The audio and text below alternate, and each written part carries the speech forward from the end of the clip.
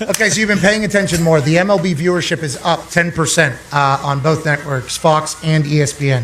Feels like it's because the superstars are playing well. Yes. Is that what you agree with? Like, baseball is good when its superstars like you are playing well, and the teams that everybody wants to see are playing well. Do you think that's why they're having success? Absolutely. There is so much talent out there, and everyone asks me who I root for, and I root for the back of the jersey. Like, I'm always going to root for Aaron Judge. I love the way Durant plays for the Red Sox. It reminds me of young David. Yeah. No kids. There's so much talent out there, and Shohei, wow. Fun, right? Amazing.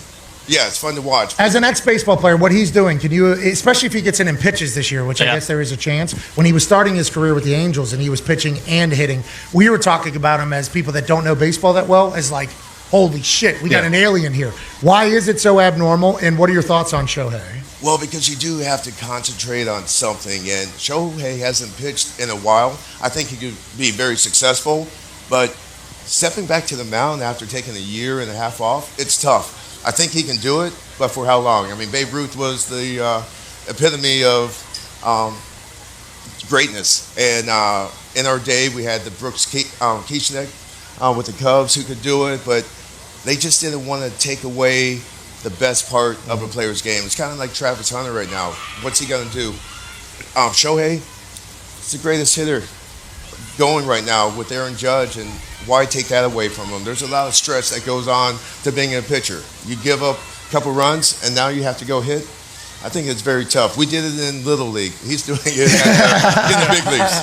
Okay, so I appreciate you saying that. Ty Schmidt's our baseball aficionado. He's been basically saying the same thing, although it would be sweet to see Shohei do both. Go ahead, Ty. Yeah, actually, I wanted to ask you about the Savannah Bananas experience that you had. Yes. Because, as I won't say that I dislike it, because I don't, but as someone who's like a diehard baseball fan, like, I would much rather watch the Yankees, than obviously, what they do with the kids and everything, and then 80,000 to 100,000 people going to the stadium to do it. But how cool was that experience as a whole, and are you surprised that they've had the kind of success that they, because I mean, it is crazy. They're selling out football stadiums, and those guys can still play. It's not just like a Mickey Mouse, hey, show up at the ballpark and these guys are going to kick it around, Harlem Globetrotters type thing. So what did you think of the whole experience? I thought it was so amazing that I decided to go out 3 times. And I didn't go out last year. My last at bat, I got a base hit. We won the inning. We celebrated. The guys got me on the dugout. We took our shirts off, and I forgot to shave my chest. And but yeah, I kind of forget you can't step out of the traffic park. But it was so fun. I'm so happy what they're doing, because they can probably sell out the Oakland Coliseum, more so than the A's did. So it's I love it. It's fun. It gets the kids into baseball, and when you see the game is fun. I mean, Ken Griffey Jr. made with his smile, he made he was the kid, and everybody loved it. I played the game. I loved it. I understood the ups and downs, and as I always mention, you got to bring it every single day. You got to bring your A game, and your best may not get it done sometimes. So you have to keep plugging away. The pitcher, he's trying to make a living too, so he's trying to take it from you, and you're trying to get. How many games do you guys play in a season? It's 162, but if you count spring training and the playoffs all the way to the World Series, it's about 210 games in about 235 days. Rock stars. Yeah. Just living on the road. Oh, yep. I don't know how you do it. I don't know how you stay focused. I don't know how you keep your body together. I don't know how you don't get incredibly lonely on the road. I don't know. The mental battle of MLB player is huge alongside the physical battle, obviously, and you're failing a lot. And there's a lot of droughts that come with that. And to have the mental toughness to stay positive, wonderful. I think that's the most important thing that baseball players have. AJ has a question for you, Johnny. Yeah, Johnny, I know you played for almost 20 years. I just wonder, in the clubhouse, how did that clubhouse change from, say, your first year in the bigs to your last year? I've talked to some guys that maybe played 15, 20 years, and they were just the drastic difference from when they first got into the majors till the end. Just how guys kind of carried themselves, took care of their body, all of that. How did that change for you? Oh, it changed drastically, because I got called up from Double-A in 1995. Never had a big league spring training.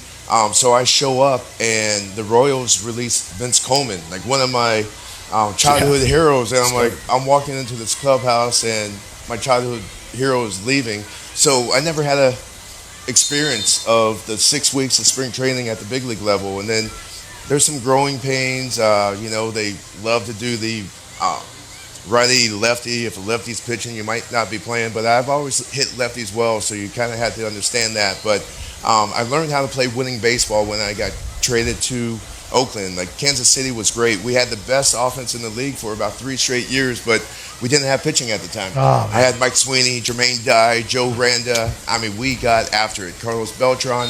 And then I had too good of a year. Got traded to Oakland with Jason Giambi and learned how to play winning baseball, learned how to have fun on and off the field, and we got after it. We won 102 games. Seattle won 116 that year, but we had Mulder, Zito, Hudson. But at the end, I became like a father figure to a bunch of these guys because I'm hanging out with the parents after the game and not the players. When I joined Tampa, I was like, wow, this is a little strange. My wife and I were like, all the kids wanted to go back to the room and play their games, and we wanted to go relax, have a good time. Booze, we started hanging out with the parents. I love that, and especially if you're an OG and does it the right way, which it sounds like you did. Tone has a question for you, Johnny. Yeah, Johnny, these two were arguing, but like out in public, do more people come up to you about the Game 7 with the Red Sox or the 09 Yankees World Series run? Man, it's both. I mean, I was a loved player. I'm a legend everywhere, bro. Well, I was a fan favorite everywhere. It kind of depends. So when I go to New York, I wear the New York ring. When I go to Boston, Smart. Yeah, I don't want to get into any trouble. I want to go about my life, but I do flash both rings at certain times, and it's a cool feeling because it's only Babe Ruth and I who were starters who won for both teams. So I'm in great company, and the Yankees need to figure it out, but the Dodgers are the best team out there. They're so deep. Jeez. And they're saying New York is the Mets town now. No, tell them, Johnny. No, not yet. No, it's it's early. It's early. But no, they paid Juan Soto $750 million. Oh, they can afford it.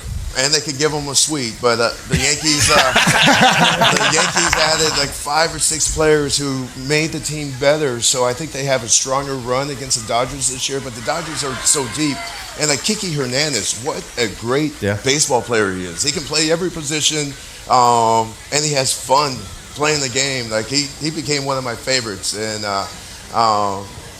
I root for the back of the jersey, and he's doing great. Connor roots for the Red Sox. Yeah, no doubt about it. And Johnny, someone asked me earlier, like, is there bad blood between Damon because he went to the Yankees? I'm sure there was in the time. I think most people can agree. Any player who reversed the curse on that team is kind of good for life. So thank you for all that. But big conversation in baseball this offseason so far. Pete Rose and Shoeless Joe kind of now being okay to go into the Hall of Fame. How do baseball players feel about those two guys? Pete Rose, I think Jeff Passan said it, you can't really tell the story of baseball without Pete Rose. Do players want him in the Hall of Fame? Is that how most of the players feel about guys who might have made some questionable decisions, or is the gambling kind of separate from the steroids era, would you say? Yeah, well, I think it's about time. I mean, it's been forever. They had to wait for him to pass to figure this out. But I was with Shoeless Joe Jackson the other day, DB Sweeney, down in Mexico, and we had a great time. But yeah, Shoeless Joe, like the gambling incident, gambling is all over the sport right now. And if you're going to let the fans gamble, I mean, we all played fantasy football. We're not gambling on the team.